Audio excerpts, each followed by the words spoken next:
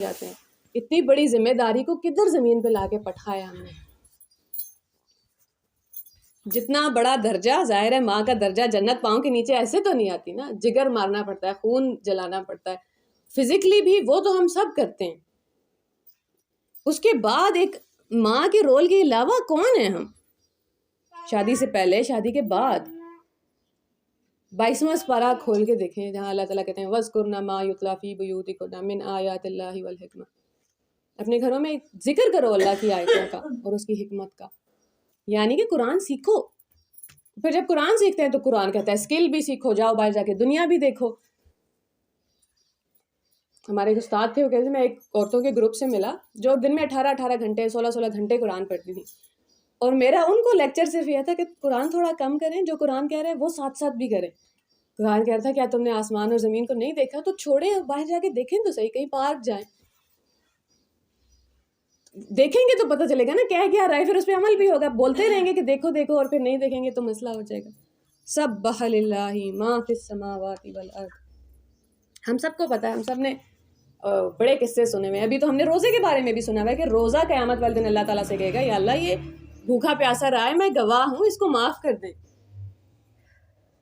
قرآن انسان کے بارے میں گواہی دے گا. تو اس کا مطلب ہے روزہ بھی زندہ ہے، قرآن بھی زندہ ہے. یہی مطلب سمجھ آیا نا اس سے.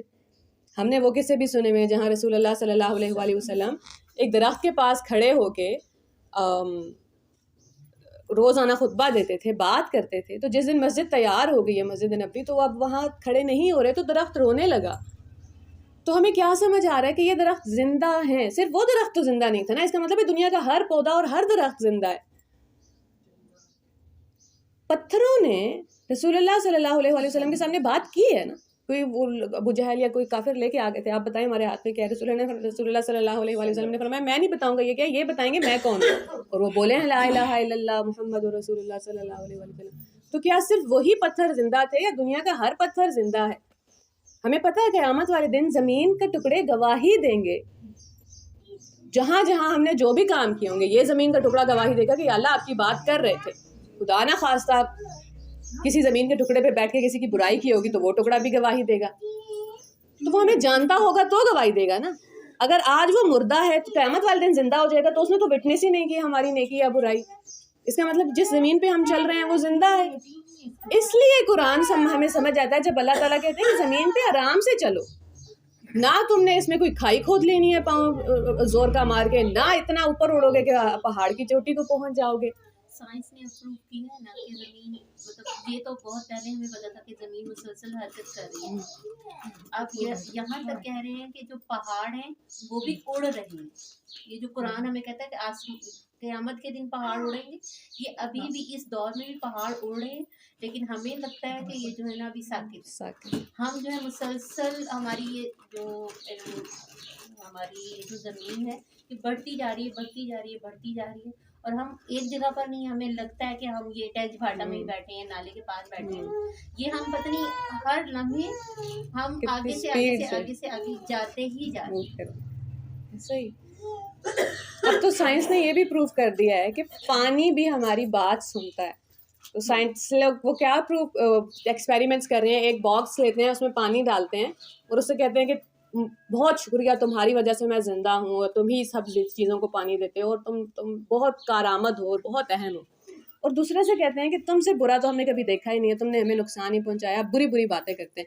اب ان کو جما دیتے ہیں، فریزر میں فریز کر دیتے ہیں. پھر ان کے پاس تو مائکروسکوپس ہیں، ٹیکنالوجی ہے. پھر وہ دیکھتے ہیں تو جس پانی سے اچھی بات کہی ہوتی ہے اس میں اتنے خوبصورت پیٹرن بنتے ہیں سارے، اور جس پانی کو برا بھلا کہا ہوتا ہے وہاں کوئی پیٹرن بنتا ہی نہیں ہے. تو ہم تو انسانوں کو باتیں سنا کے مار رہے تھے.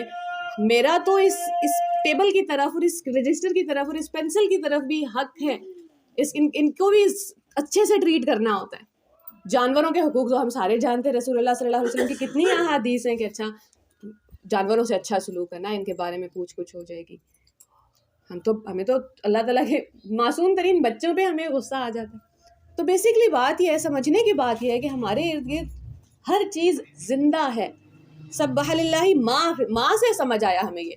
ورنہ عربی میں 2 لفظ ہوتے ہیں، ایک ہوتے ہیں من کہتے ہیں ان کریچرز کو، ان مخلوقات کو جن کے پاس دماغ ہوتا ہے، جیسے کہ جن، انسان، فرشتے. یا جو ہمیں موو کرتی دکھ جاتی ہیں مچھلیاں, جانور. ہمیں پتہ ہے نا کہ طالب علم کے لیے سمندر کی مچھلیاں دعائیں کرتی ہیں. سمندر کی مچھلی کو میرا اور آپ کا نام کیسے پتا؟ کوئی تو ہے نا جو ہم تک پہنچا رہا ہے, اور ان کے پاس اتنا عقل ہے. سائنس ابھی وہاں تک نہیں پہنچی. اگر ایک مسلمان ریسرچ شروع کرے گا وہ تو آئے گا ہی اینڈ سے, اور پھر ثابت کر دے گا کیا ہو رہا ہے. تو ایک ہوتا ہے من, جو استعمال ہوتا ہے جنوں, فرشتوں, انسانوں کے لیے. ایک ہے ماں. ماں استعمال ہوتا ہے اس ٹیوب لائٹ, اس پنکھے, اس دیوار, سب کے لیے.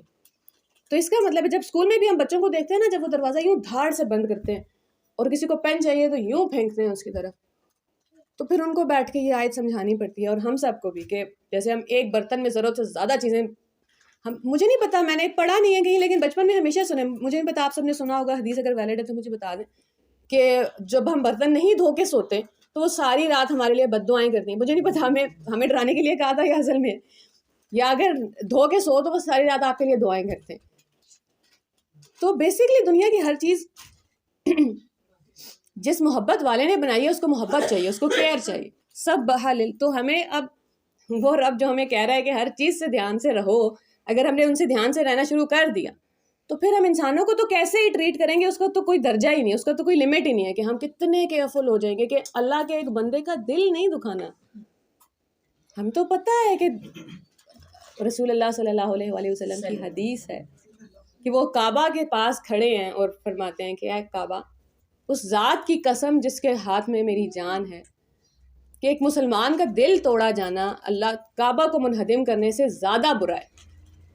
اور ہمیں پتہ ہے جب کوئی کعبہ کو منہدم کرنے آتا ہے تو اللہ تعالیٰ قدرت کے قانون توڑ دیتے ہیں, ابابیل بھیجتے ہیں اور پوری آرمی تباہ کر دیتے ہیں. ایسے حفاظت ہوتی ہے ایک کعبہ کی. تو ایک انسان کا دل بچانے کے لیے پھر کون سی آرمیز آئیں گی اور کیا نہیں ہوگا, یہ تو بس ہم امیجن بھی نہیں کر سکتے نا. ہم نے ساری زندگی سورہ فیل والی, اصحاب فیل والی کہانی کسی اور اینگل سے سنی ہوئی تھی. ایک دن میں بہت پریشان تھی زندگی میں. آپ کو ظاہر ہے فیملیز میں ایشوز آ جاتے ہیں اور آپ کو سمجھ نہیں آتی, کیونکہ آپ کا جو واسطہ ہے سامنے والوں سے وہ بڑے چالاک لوگ ہیں. آپ کو لگتا ہے کہ اللہ یہ پھر باتوں میں گھیر لیں گے, یہ پھر کوئی دھوکہ دے دیں گے, یہ کیا ہو گیا. جب سانس نہیں آ رہی تھی نا, بہت کم ٹائم آتے ہیں زندگی میں ایسے جب آپ اتنے زور کے گرتے ہیں.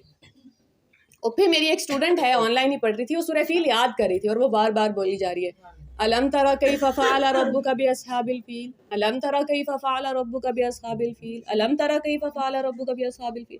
میں اتنی بے دھیانی میں تھی کہ میں نے پہلے دھیان نہیں دیا, پھر آہستہ آہستہ جب وہ ظاہر ہے وہ یاد کر رہی ہے تو بار بار بول رہی ہے, اور پھر مجھے سمجھ آئی کہ یہ تو اللہ تعالیٰ مجھے سنوا رہے ہیں. الم تری کیف, کیا تم نے دیکھا نہیں.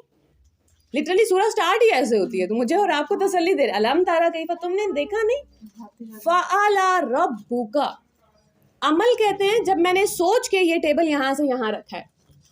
فیل کہتے ہیں سانس لینے کو, جو سوچ سمجھ کے نہیں لیا. فعل ربک, تمہارے رب کے لیے اتنا آسان تھا وہ آرمیز ڈسٹروائے کرنا.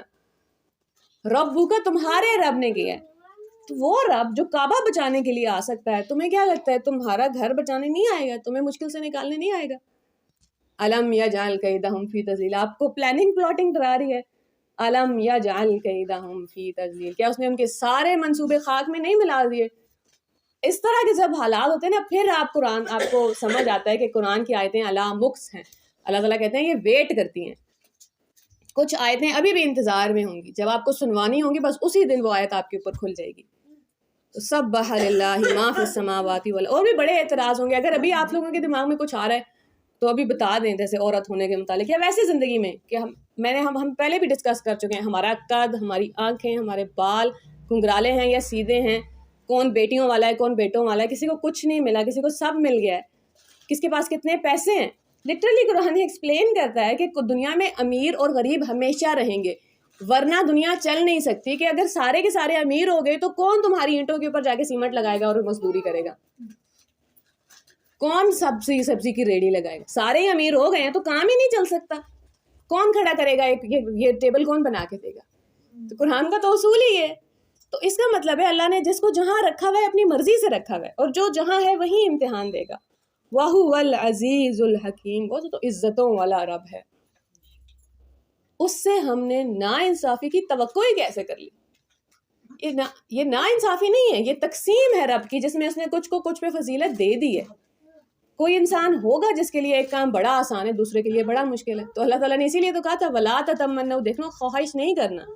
مجھے پتا ہے, تمہیں بھی پتا ہے کہ میں نے اس کو کسی کام میں فضیلت دی ہے, وہ تم سے بہتر ہے کسی چیز میں, لیکن تم کسی اور چیز میں بھی تو اس سے بہتر ہو.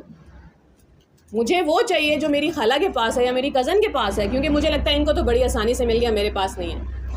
اصل میں انہیں وہ چیز چاہیے ہی نہیں تھی, وہ تو کسی اور چیز کے پیچھے بھاگ رہے ہیں.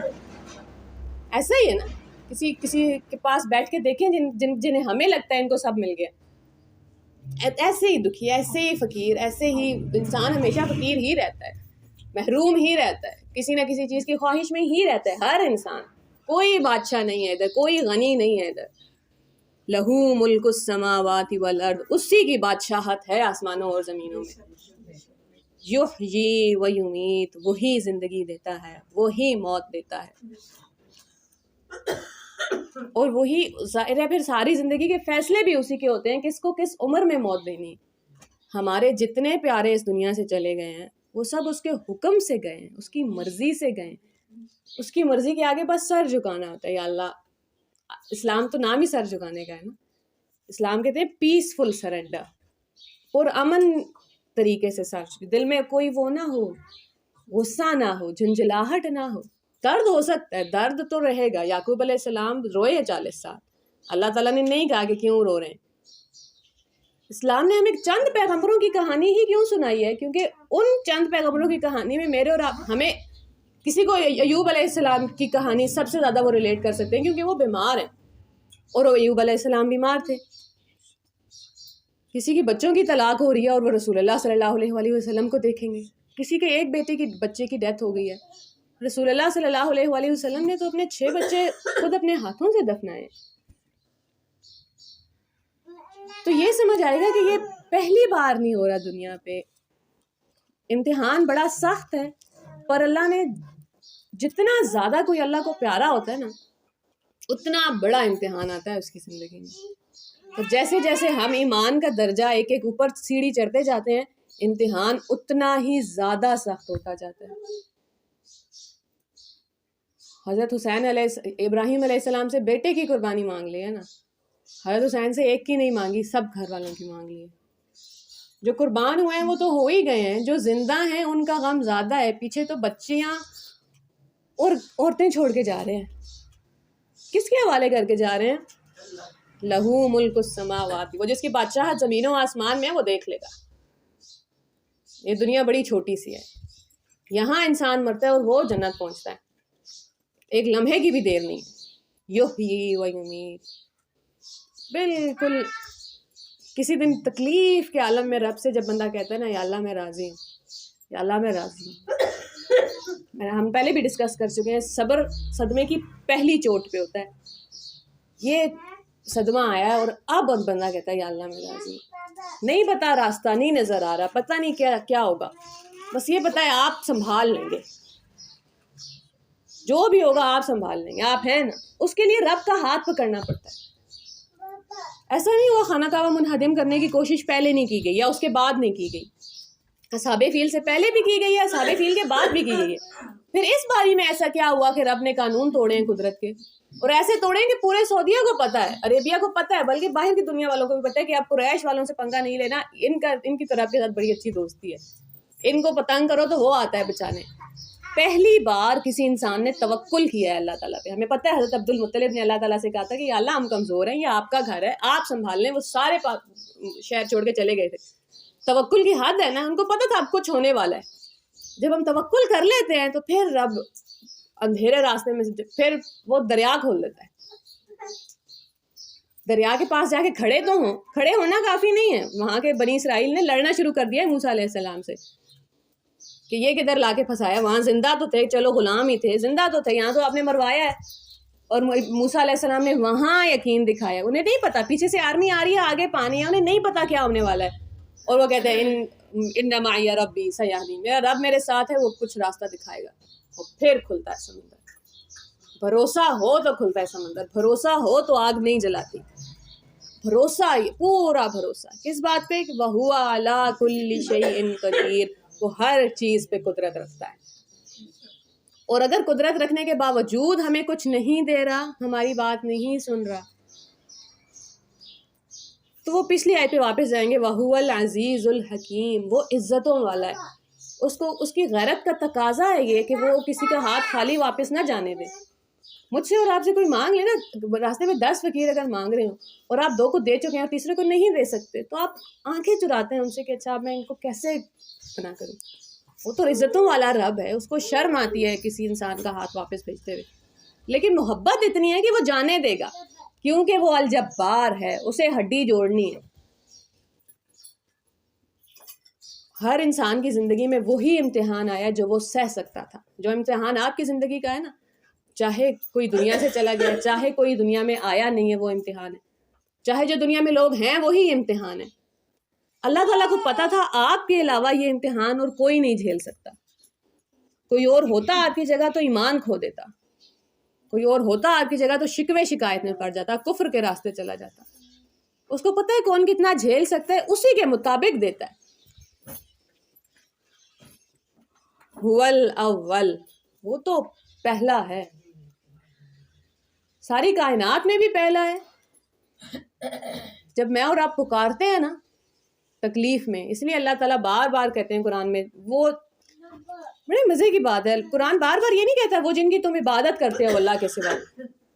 بار بار اللہ تعالیٰ کہتے ہیں وہ جنہیں تم پکارتے ہو اللہ کے سوا. میں کسی سے شدید محبت کروں، بڑا خیال رکھوں ان کا، لیکن تکلیف میں وہ کسی اور کے پاس چلے جائیں تو میرا کیا حال ہوگا. اللہ تعالیٰ کہتے ہیں جنہیں تم پکارتے ہو نا میرے سوا، وہ سن بھی نہیں رہے وہ، اور مجھے پتا ہو جہاں وہ گئے ہیں وہ نقصان اٹھائیں گے. ہول اول، میں اور آپ جب بھی پکارتے ہیں نا، جب بھی تکلیف میں، سب سے پہلے اللہ تعالیٰ ہی آئیں گے، وہ کیونکہ وہ الاول ہے. الاول مجھے اور آپ کو یہ بھی سکھاتا ہے کہ کیا تم سب سے پہلے اللہ کو پکارتے ہو؟ ہونا تو یہی چاہیے کہ وہ الاول ہو، سب سے پہلے تکلیف میں اللہ کو تو آواز جائے.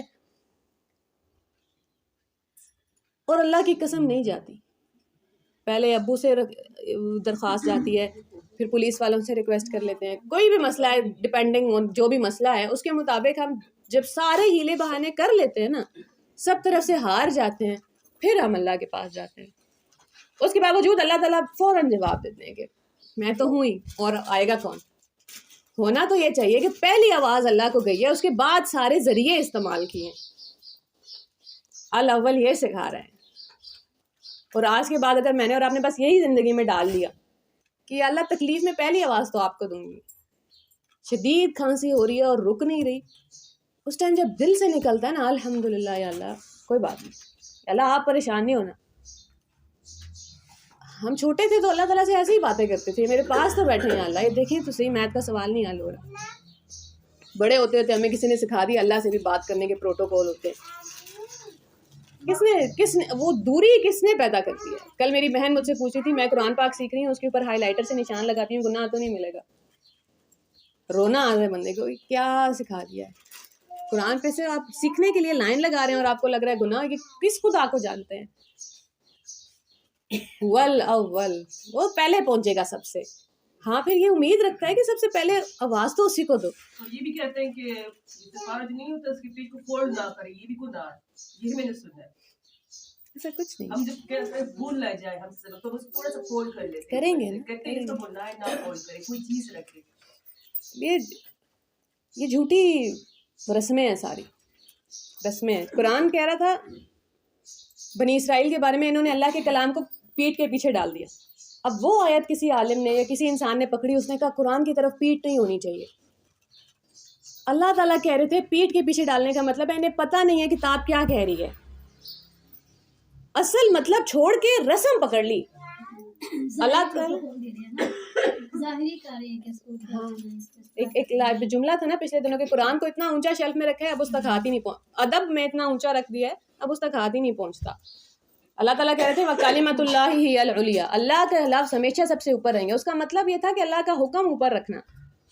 ہم نے کہا نہیں، کتاب اوپر رکھنی ہے. کتاب اوپر رکھنے میں اور سب سے ہم پچھلے دنوں شدید سردی میں پچھلے ہمیں پتہ ہے یہ دسمبر کیسا گزرا ہے، قرآن خوانی ہو رہی ہے اسکول میں، اور ایک بچی کو سب ٹیچرز فورس کر رہے ہیں کہ جاؤ وضو کر کے آؤ، ٹھنڈا پانی ہے لیکن وضو کرے بغیر قرآن کو ہاتھ نہیں لگا سکتے. لا یمسہ الا المطہرون، کوئی اسے ہاتھ نہیں لگائے سوائے مطہر پاکیزہ کے. لیکن ایک منٹ یہ زوم آؤٹ کرتے ہیں ذرا, دیکھتے ہیں وہ کس کے بارے میں بات ہو رہی ہے. فرشتوں کی بات ہو رہی ہے کہ وہاں لوح محفوظ میں پاکیزہ فرشتے ہیں اور وہی اس کو ہاتھ لگا سکتے ہیں. یہ تو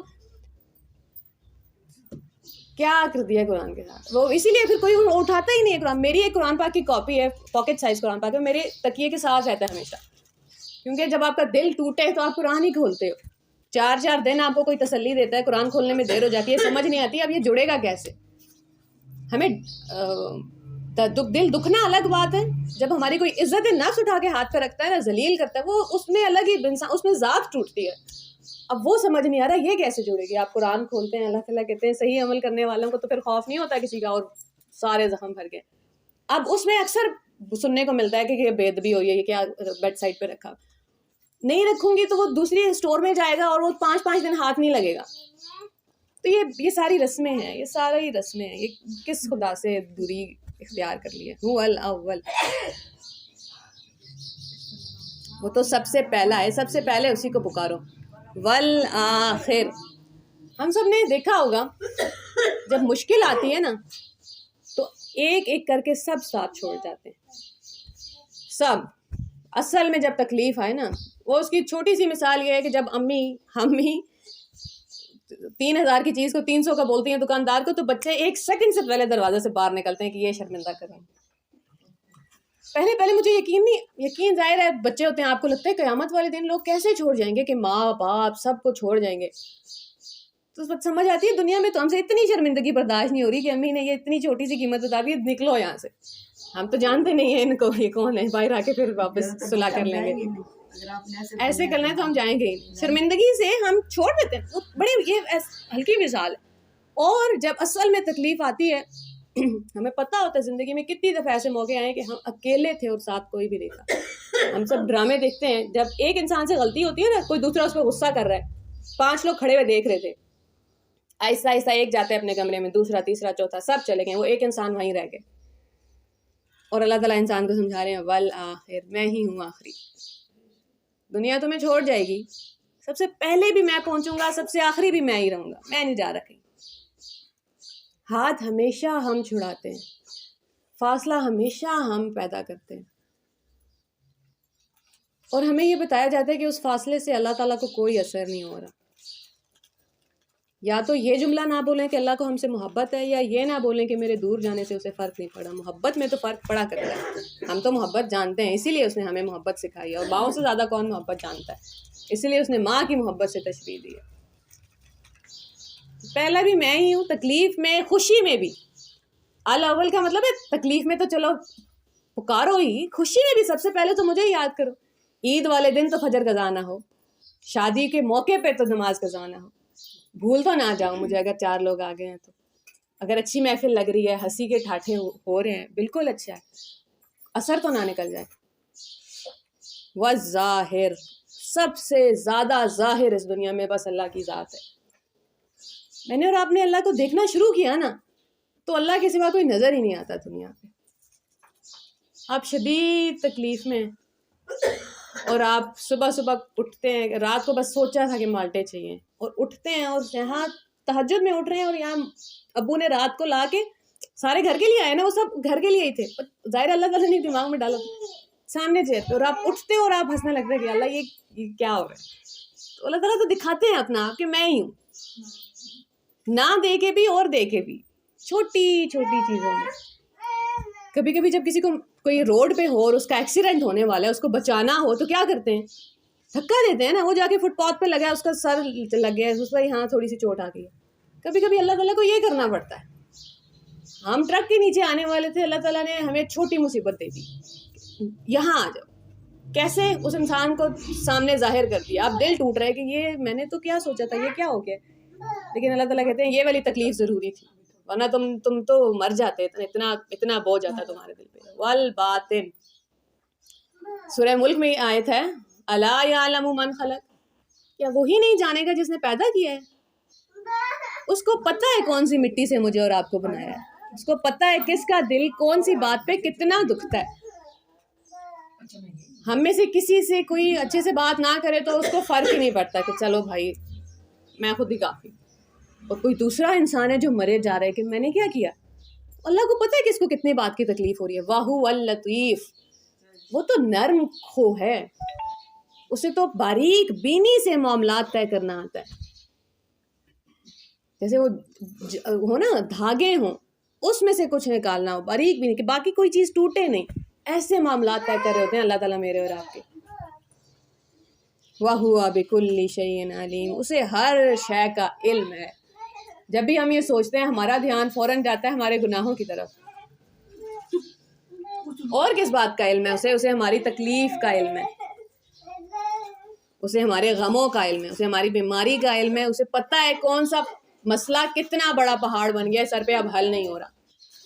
وَهُوَ بِكُلِّ شَيْءٍ عَلِيمٌ.